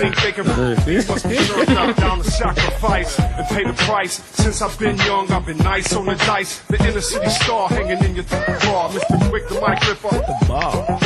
Just the other day, I was dipping down I forgot how like the clean versions of songs edits used to sound back in the 90s. They used to be so elaborate. Pavement, slowly rolling, gain control, man. I got to keep Yeah, all this the trash, lines though. like heat. Yeah, we can go ahead and turn this right on down. this trash. Let that ride. We need the Sandman to come out with the broom and shit. The Sandman with the cane. Sandman with the broom. So I've been watching Moesha, and it was an episode. I forgot these like a lot of like them little rap clubs and all that stuff. Like she used to go to the rap club, and she would come. And they That have can sound old as a bitch. I know The man. rap club. The rap king. Yeah. Joint. And there's an episode where I forget the dude from Family Matters was her cousin, and he was super corny, and they was in the club, I and just they see was Deuce cracking up. like, you know that's something, dude. You know what I'm talking I just about? watched you talking about Waldo. Waldo, yes. Waldo. And he was the super corny cousin, and then they were saying like, "Pass the mic" on some real trash part. The whole crowd was chanting like, "Pass the mic," and he really enjoyed that. So the next dudes got up. He was by himself talking about pass the mic, pass the mic, and everybody was like, "Hey, you better chill! Like it's real gangsters in here, like Gangsta Gangsta, fam. Like you need to chill out." He's like, "I know art when I see it. Pass the mic." That nigga almost got jumped. It was hilarious. Hell no. Hilarious. The guest stars on Moesha they're fabulous. I forgot that Bernie Mac was her uncle. Like fabulous guest features. Bernie. Damn, Fabulous is on there? Okay. No, I was like, wait, what? An ESPN investigation found that coaches at NBA China academies complained of player abuse and a lack of schooling. Jesus. Yeah, if you have a couple minutes, like, I would suggest reading the story. As someone who loves basketball and like the NBA is probably my favorite organization, like I'm supremely disappointed. Like just reading the story, it's so to set the stage, the NBA has created camp or academies all around the world in basketball crazed countries. So like they have some in China. I think they have had three in China. They have one in India. I think they have one for the continent of Africa. Like essentially like the G League, like that G League select team, like that's the first one in the US. I think they might have one in Mexico too. But essentially like they have all these academies around the world to develop like prospects to hopefully create like pipelines from these countries to get their players into the NBA. So one of the ones that they set up in China, they set up in a province on the western side of the country. So what's been going on that side of China is like they've been accused of gross human rights violations against ethnic Muslims that live in that area. Like they've been accused of putting them into concentration camps, or what amounts to concentration camps. So the NBA set up one of these academies in a city in this area. And the coaches, like they bring in top flight US coaches to instruct their players and teach their coaches like kind of how to develop their players. They were saying like the NBA paid coaches that went over there were saying like they've seen coaches like punch kids in the stomach, throw basketballs like 3 feet away from them, like dead in the face. Like they're not being educated, even though education is like one of the main pillars of the NBA Academy's system. Like there's no direct oversight from the NBA. Like they're essentially just putting their name on like what amounts to like this Chinese camp. Like they have no, like the NBA, the US coaches can't say, like they don't have any authority there. Like they just have to kind of, go with what's going on. But like they run it up the flagpole and like NBA didn't do anything for years. Once it like after the Maury tweet, then they caught flack for having these academies in China, and then they announced like, oh, we actually shut down this problematic one in 2019. They just didn't publicize it at all. And I think the other two are still running in China, at least for now, but they're supposedly considering closing these down, especially in light of this report coming out. So, didn't Jason Tatum have something to do with? Like, did he go to one of these camps or something like that? No, not that he I had recall. something to say about these camps. I don't know about that. Yeah, I'm not familiar with that part of it. I don't want to tie his name into something. I don't know. Right. But yeah, just it's blow the whistle worthy, but like it's also a serious story. So like I think just do better. And like the NBA has always been courting trouble through their relationship with China, and it's really blown up this year. So yeah, I don't really have anything to say, but just like watch who you get in bed with. I think you handled that topic perfectly, sir. Oh God. Master P. He said that J. Cole wants to play in the NBA. And these rumors about J. Cole possibly playing in the NBA started last week when he released that commercial for his new Puma shoe. Those shoes are cold. Them RS Dreamers, like I like how those look. Can I rant for a second? Oh, go ahead, man. Purchased those shoes. I was on the Foot Locker app and before 9:00 on Saturday. Within 9 seconds, I clicked, I refreshed, I went to buy it, sold out.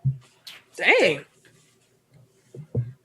The sneaker game is whack as fuck now. Like people can't even buy shoes that they're interested in because like people set up these bots to buy out entire inventories in seconds. So regular ass people can't get the shoes that they want. Like it's weak, and it's like the companies don't care because they liquidating their product, but it's like it's bad for like the long term health of sneaker culture. I feel like, and for I'm just pissed, but whatever. They are Cole shoes, and back to J. Cole trying out for the NBA. Yeah, Master P said that he was interested. And then things got even weirder when the Pistons tweeted out that I'm just reading what they tweet exactly said. They added J. Cole and they said, "We see you out here. You said they only got 12 slots on the Pistons. Hit us up for that tryout. This is for all the dreamers at Bleacher Report. #Dreamville." Then I was like, y'all adding Bleacher Report too? Like, now is this an ad? What is happening now? Like, did everybody get paid to help promote this shoe and do all this stuff around this to get him a 35-year-old man who's been rapping for the last 10 years is trying to really I'm supposed to really believe this? No. He's a dreamer. They're giving him a shot. I think this is all an ad for that shoe. I mean, it don't matter because the shoe sold out everywhere. You ain't selling nothing. He's just trying to bring hype to his name. But I'm gonna ask y'all: do y'all think that Cole suits up in an NBA jersey? Yeah. You do? You think someone gonna sign him? I think they'll probably give him a legit shot. Honestly, so I said, like, is he gonna get signed? Like, you gonna see him in a uniform? They'll give him a 10-day. That's a real NBA game. He might get like a preseason, like he might get the Master P treatment. Like they bring him in for training camp. Might get into garbage time during the exhibition game. He'll be on our TV in somebody's jersey. I mean, that's free promo. I mean, at the very least, like he'll bring more attention to their team than a normal 20th camp invite person would. Sell a couple preseason tickets. Well, I guess now like they might not have fans, so preseason tickets don't really matter. But can I also say that James Harden need a haircut? He out here looking like rough. Like 70s R&B singer. Sanford. 70s R&B singer. They can be like, "Ooh yeah." He looks unkempt, but yeah, J. Cole gonna try to get that tryout. They probably gonna do it for the likes. For the gram. As the NBA season is going underway, as we talked about, they are already thinking about next season, as they should be. And the NBPA's Michelle Roberts pretty much said, like, if tomorrow looks like today, then a bubble probably is going to be necessary for that season to commence. So it's on their radar. Woj actually tweeted as well that the NBA is trying to get fans in the arena next season. That's a priority for them. NBA don't see how that's going to happen. But hey, I guess it's worth seeing if you can try. No, nothing wrong with having a game plan, I guess. But I would imagine like they'll just look at what the NFL does and try to. Mm-hmm. They're just keeping their options open right now, which I mean I can understand. I don't see that working successfully, but I can understand. And they're also thinking about regional pods for extended periods of time. Like they're just brainstorming right now, so everything's on the table. But hey, they're thinking about it. The bubble might not be gone, so. It works though. Yeah. So far, but it's working. Hockey fans made the hashtag Kneel for Hockey trend as they were calling out the NHL's muted approach to supporting Black Lives Matter. So there were a couple teams that actually did kneel recently after this was done, but this social media campaign was a bunch of fans with a picture of them wearing their team gear, kneeling, and they would just tweet why they were kneeling. And it was pretty touching. Like, as they were pointing out, hockey has never felt like the most inclusive of sports.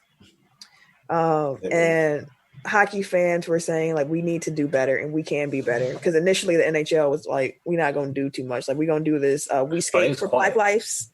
They were doing a We Skate For campaign. That's what they were doing. They weren't going to say Black Lives Matter, but they were going to, say we skate for Black lives. Issy won at least one player has like put his fist up for the national anthem. I only saw the tweet, so I forgot to like it. But yeah, so at least one person is showing solidarity. And it was it might have been Matt Dumba, because he actually talked before he plays for the Wild. He talked before the game about the need for hockey to be better and do better, and he kneeled by himself. But he was the first player to kneel, actually, if I remember correctly. So we'll see. Just one really quick shout out. Speaking of solidarity, Mike D'Antoni wore a shirt today that said "Freedom Summer '64 Vote," and then hashtag Honor Heroes, hashtag Michael Schwerner, Andrew Goodman, and James Chaney. So those are the names of 3 people that were found dead August 4th, 1964 in Mississippi. So he's bringing it all the way back, like showing you how long this shit has been going on, and that it isn't just people within the last 5 to 10 years, but this shit goes back 50 plus years and really goes back 400 years. But shout out to Mike D'Antoni. Dope. I do want to say too, that was Matt Dumba who had his fist up. Tight. And then on Monday after he kneeled, 4 more players kneeled. So let's get it started. We'll see. Yeah, we'll see. I just wanted to draw attention to the fact that the WNBA dedicated this season to Breonna Taylor, but they're also running a campaign as well. So their campaign, as we mentioned, NHL is doing the We Skate For campaign, but the WNBA's campaign is Say Her Name. And they're going to be highlighting different women who were victims of police brutality throughout the season. And this particular week, they've been highlighting Sandra Bland. And Sandra Bland's death was one that really affected me. That one was... one, yeah, they all hit you in a certain way, like you feel something about it, but sometimes certain ones trigger you in a different way. And Sandra Bland was one that was really triggering for me. So it's tight to see the WNBA saying her name too. Mm-hmm. Yep. On a lighter note, Dwayne "The Rock" Johnson and his business partner, Danny Garcia, they partner with Redbird Capital in order to purchase the XFL. And they got that for the low price of $15 million. With a low. But a low. I mean, the XFL also had like between 10 and 50 mil in liabilities. So like it ain't just 15 going to pay the liabilities too, eventually. But getting still 15 million for a whole football league doesn't seem too bad. I just thought about Ballers as soon as I heard it. Bro, facts. Like, it's Ballers in real life. Yeah, it's Ballers in real life. He out here. He may actually be able to get this shit rocking and rolling too, because he got strings. He got money. He got strings, pull and shit like that. Like, plus he got like Fox behind him because he does the Titan game shit. So he got that's on NBC. Well, NBC, but he got production and shit like that behind him, bro. Like he got names, he got bodies, he got connections. I think he might do a good job with the shit. I mean, the issue is the same issue that forced it to close in the first place is the pandemic. So like he can't do shit with it right now. Because he got to sit on it. Yeah, I'm sure I'm pretty sure he probably figured that and was probably go plan some shit out. He probably used the time to plan some shit out and bring it back and redo a repackage of it. Because he ain't saying letting it go. A pandemic can't last forever, right? Like this ain't gonna be forever, right, guys? Shit. How I feel, shit. I feel like it's been forever now, shit. Yeah. And like Vince could have just did this shit from the beginning. Like, didn't Charlie Ebersol just want to buy the XFL? Like, pretty much the same shit that The Rock is buying now. Like, bro, you could have saved yourself hundreds of millions of dollars. Hey, pride let him fall. Huh? Pride let him fall. You know, Vince got that ego. He wasn't about to sell nothing to Charlie. He was like, I'd rather go broke. And here we are. Yeah. Here we are. But congrats to The Rock. I mean, the XFL had potential. Like, it didn't get shut down because it was trash. It got shut down because of COVID. Like, I enjoyed the XFL. The small time it was on. Too. Yeah. It was something different. And I'm it was glad something that to do, something to watch on Saturday. Yeah, and I'm glad the Rock's bringing it back eventually after the pandemic. That won't last forever. And it's tight that it's full circle because like he got into wrestling because he got cut from minor league football, well, Canadian football, but what's essentially a minor league football league, and now he's blown up and is rich as fuck, and now he comes back and buys a minor league football league. So full circle. Yep. And speaking of ownership, Patrick Mahomes, y'all know him. Mahomes quarterback in Kansas City. Mahomes, black quarterback. He purchased a stake in the KC Royals, becoming the youngest owner in pro sports history, according to Ian Rappaport. Because that can be argued because someone's child is on a ownership group. I forget whose child it is, but it's either like Sierra's or Serena's. It's Serena. Serena's? I thought it was her daughter. Yeah, someone, I was like, her daughter was part of ownership team too, as well. But congrats to Pat. This is tight. Congrats. Congratulations, brother. It's time to turn up a little bit. Blow the whistle. All right, now that's enough out of you. You know what? Tee his ass up. Go on ahead, so Eric. my blow the whistle is on Oklahoma State Representative Sean Roberts. Last week, he made headlines for threatening to pull state tax breaks to the Oklahoma City Thunder if their players decided to kneel for the national anthem in the NBA's restart. He said, and I quote, "If the Oklahoma City Thunder leadership and players follow the trend of the NBA by kneeling during the national anthem prior to Saturday's game, perhaps we need to re-examine the significant tax break the state of Oklahoma granted the OKC Thunder organization when they came to Oklahoma." He went on to say, by kneeling during the playing of the national anthem, the NBA and its players are showing disrespect to the American flag and all that it stands for. This anti-patriotic act makes clear the NBA's support of the Black Lives Matter group and its goal of defunding our nation's police, its ties to Marxism, and its efforts to destroy nuclear families. Now, ignoring all the shit that we've already debunked about the myths surrounding kneeling, how the fuck did you get to Black Lives Matter equals the destruction of nuclear families? Like, what the? Like, I don't even like. They just pulling shit out their ass at this point. Like, and I hate giving shine to any shit like this, but it's stupid and like it's all political theater. Like, this motherfucker. First of all, you're not going to pull any tax breaks to the Thunder because that's the whole kit and caboodle. Like, that's what you did to get them there. They generate millions of dollars of revenue for the state. They put your podunk ass state on the map in the first place. Yeah. And really, like, I'm sure Seattle would love to have their team back. So yeah, sure. Pull the only reason that this team wants to be in your state. Gladly go back. Exactly. So shut your dumb ass up, Sean Roberts. Facts, B. Fuck them.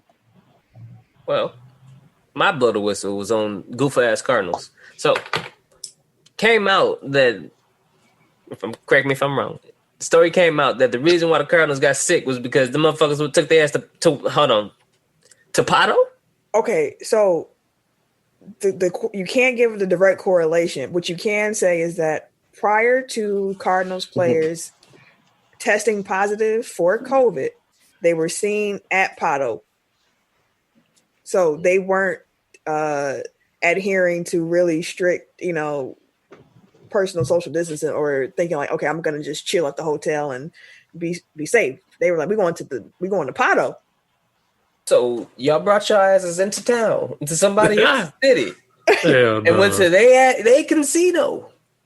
They casino, knowing damn well you're supposed to be chilling.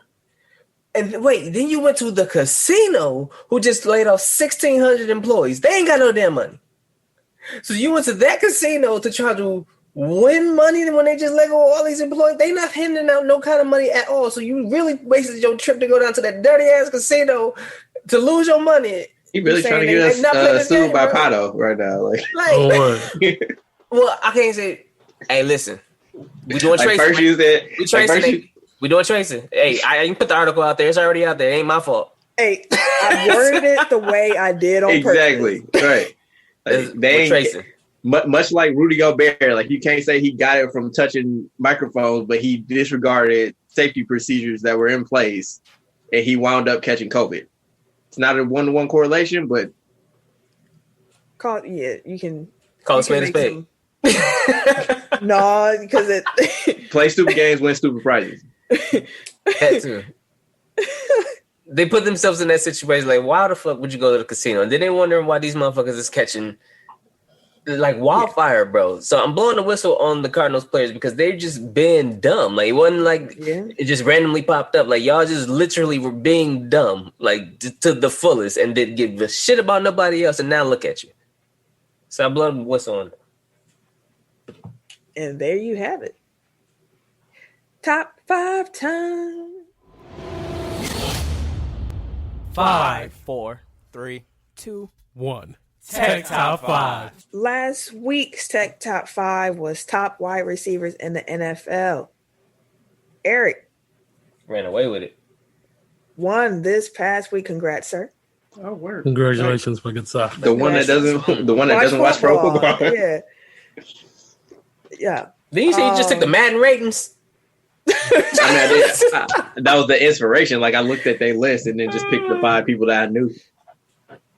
And it worked. Hilarious. It worked for the dub. For the dub. This week we're doing top 5 drinks you order at the bar. I mean, you can't go to a bar right now, but let's reminisce over happier times when you used to step out for a little bit and you head up to the bar. You go to the bartender. What's your top 5 orders? Okay, so number 5. 5. 5. I'm gonna go old fashioned. What kind? What way? I just know. I want to know how you drink yours. Pause. Brandy or whiskey? They make it. Brandy or whiskey? Whiskey. Sour or sweet? Sweet. We get a whiskey sour. Old fashioned whiskey sweet. Okay. Mm-hmm. 4 if it's available. Douce and lemonade. Hove and B. Okay. Number 3, I'm gonna go with a dirty martini. I'm sorry, vodka and cranberry. Dirty. Number 2 is dirty martini. You know I love the dirty martinis. You love olives and olive juice, which is and weird. I have to take it neat. Listen, dirty martinis are so disgusting. It tastes like dirt water and alcohol. That's your opinion. I fuck with them. Jesus. Number 1, crown apple and cranberry. There you go. It's just the go-to now. Okay. For me, I know some people's gonna be Jack and Coke. You done took your wife's drink over, huh? She done got you converted. Did she do that? Yeah. I mean, that's her drink. Pretty sure I thought we'll have to talk about that. So y'all soulmates. Y'all had the same drink. Right. Y'all drinking palates are in alignment. No, they ain't. No, they ain't. Eric, your list, I'm very curious to hear what your list is because you don't drink. I don't drink. And I tried to outsource my list to my wife and she couldn't come up with 5. So you about to get my non-alcoholic top 5 drinks at a bar. I'm not mad at it, fam. So 5, got the standard water. Okay. Ice water. Water? Yeah, ice water. Throw some of them cubes in that joint. Yeah. Water on the rocks, if you will. On the rocks. On the rocks. Oh, you fancy. Water on the rocks. We get some H2O on the rocks. Thank you, sir.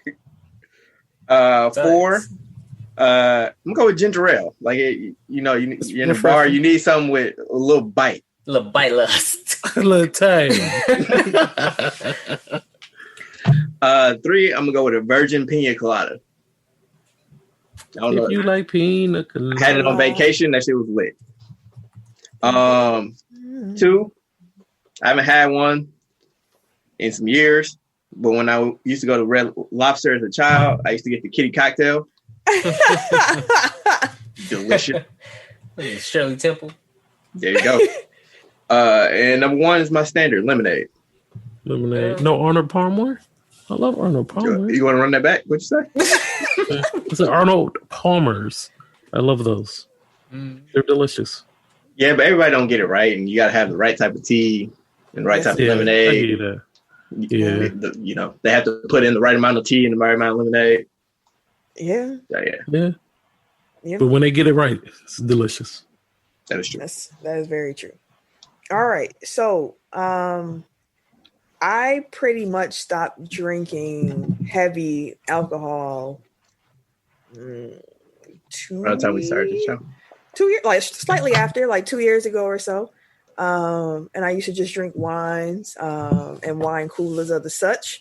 And now I don't like I said, I don't drink at all. So I had to kind of go back into my old days of what I used to enjoy to drink. So way back. Yeah, so it's a mix of what I used to like and then what I like now. So here we go. Number 5, I am going to go with let me go with a hard cider. Do I need to be more particular than that? Or we all accept just hard cider? I think you need to be specific. I need a brand? Okay. Let me go with Angry Orchard. It's a hard apple cider. Okay. Number 4, I am going to go with a I'm gonna go with what my go-to is now in the bar. I'll put this a little bit lower because I know y'all alcoholics who listening, you know what I'm saying? Y'all like the liquor, so I'll pause. So I'm not gonna put my current go-to drink number 1, but number 4, I have a cranberry and ginger beer. Delicious. Gotta make sure that ginger beer is not an alcoholic though, but it's pretty much like having a ginger ale and cranberry, but more spicy. Like it's delicious. Number 3, I am going to go with Crown Vanilla on Ice. That's my go-to. On the rocks. Give me the Crown on the rocks. That sounds pretty good. Crown Royal on Ice. Shout out to Jill Scott. Number 2, I am going to go with an old favorite of mine. I know Hennessy gets a bad rep nowadays. It's a little spicy on the chest. Yeah. Burn a little. But I'm going to go with Henny and Ginger Ale. Shout out to Mayor Hawthorne. Great song. Great drink. Love it. Love it. Love it. And number 1, I am going to go with a brandy old fashioned. You got to make it sour, though. And if you're not from Wisconsin, I know you're probably like, who makes an old fashioned with brandy? And to that, I say we do. We do, and they are delicious. And that is the way that you drink an old fashioned. Okay? You drink it with brandy. Also, I'm a little bougie when I used to drink about old fashions because that's something that Wisconsin is known for, are old fashions. And I would go out of state and I was like, can I get an old fashioned? And when they didn't ask me no questions, I was like, this ain't going to be good. If you don't ask me what liquor I want or how way I take it, it's not about to be good. But yeah, shout out to the old fashioned. All right. So I'm a beer drinker, so I have beer on mine. Number 5, Modelo. You gonna win. This is what Wisconsin was. Modelo. Okay, yeah. It's number 5. Number 4, Spotted Cow. Okay. 3, I love Long Island's.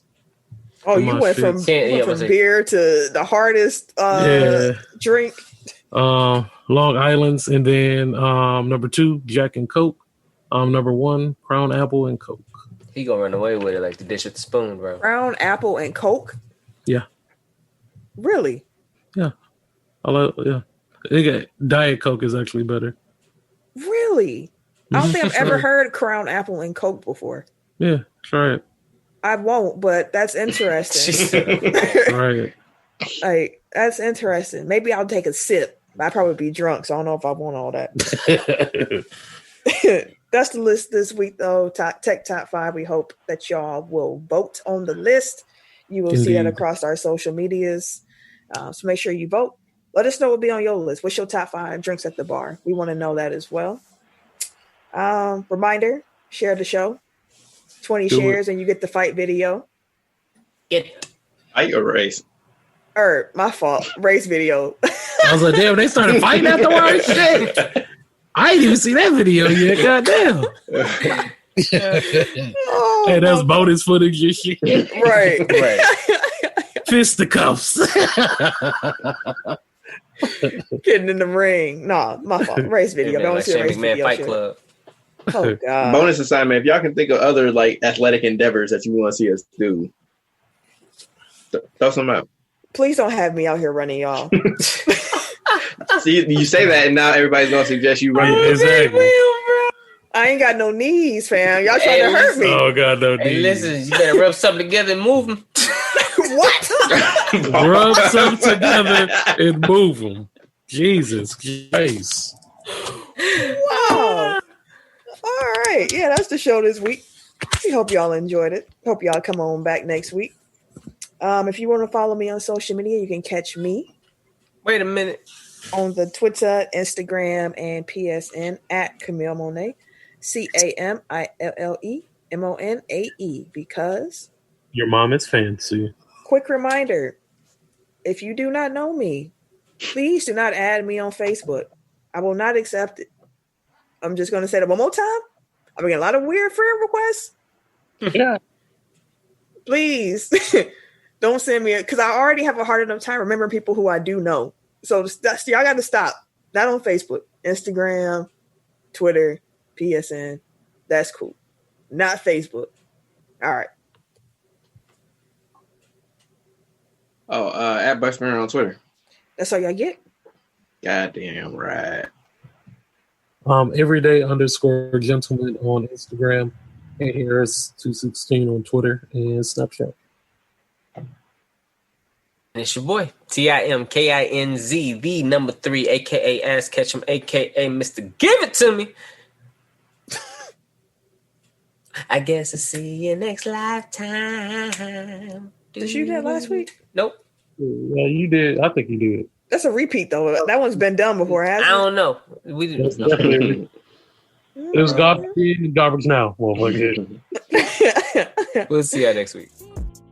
This has been a presentation of the Break Media.